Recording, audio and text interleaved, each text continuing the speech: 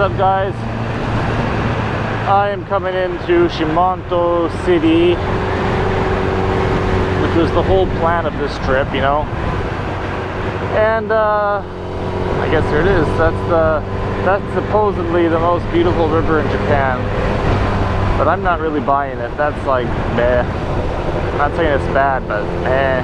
Anyways, it's like about 1,000,000 degrees out here, and I had high ambitions for the rest of this trip. I was thinking about maybe camping around here, but there's an onsen way up north.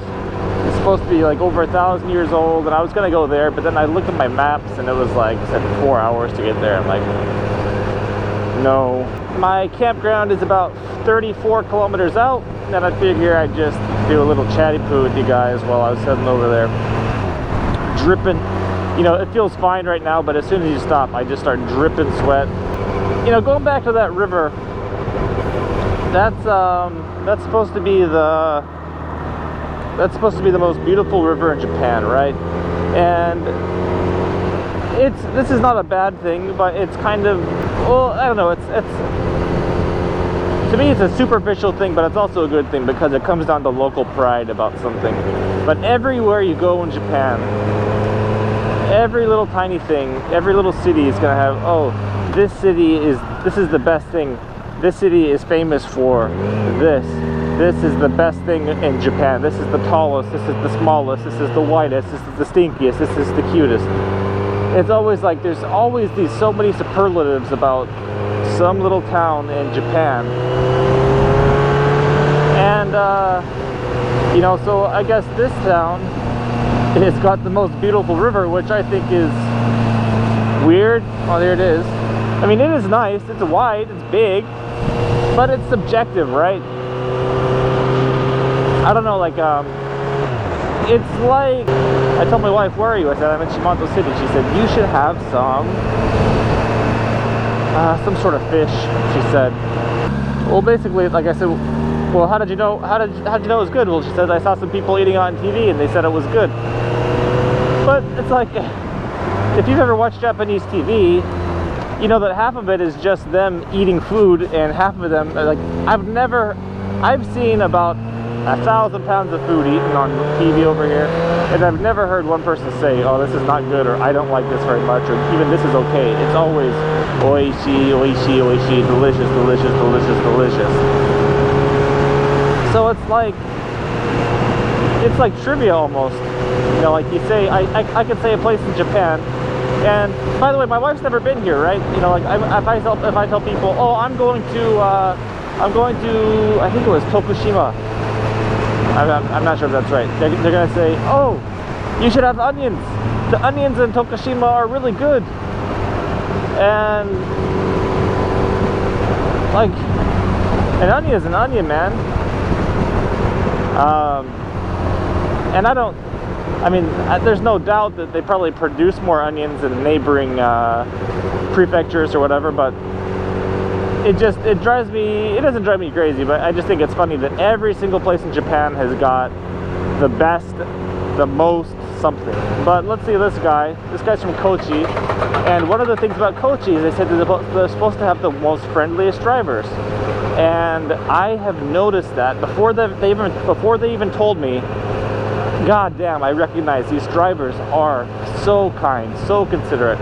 If I ride behind this guy a little bit longer, he's probably going to put on his blinker, see? Like clockwork. Thank you! And it's been happening, like almost maybe 8 out of 10 cars will pull over and let you pass them. Even this is on a yellow line, he don't give a fuck. He's going to put on his flashers, he's going to let you pass. And that is the, I mean,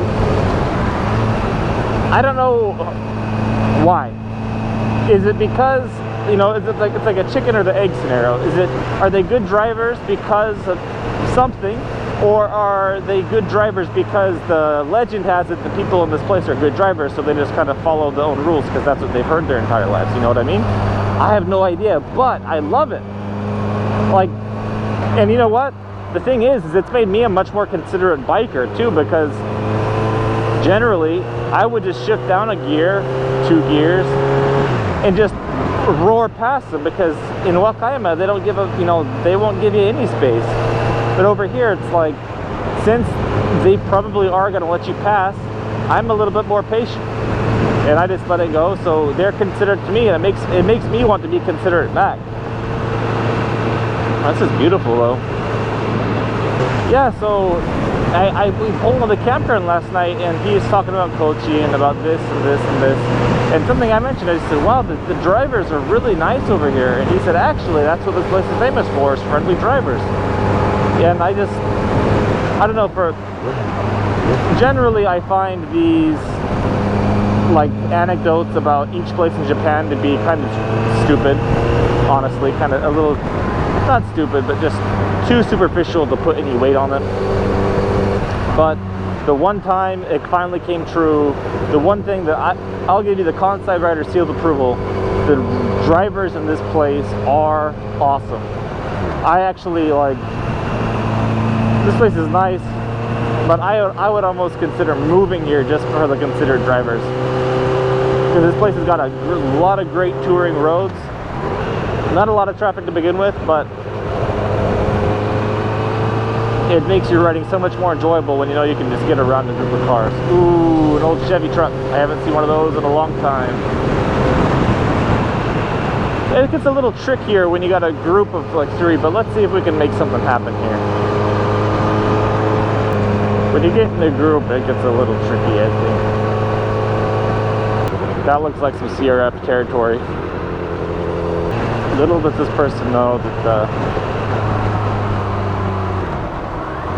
all of the pressure of all of the people on Totoshima are on number 2525 for her to be a considered driver. It doesn't look like she's going to let me go, though. And when they don't let you go,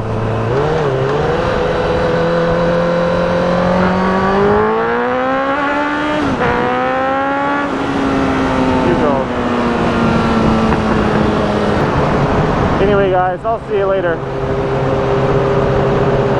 Thank you.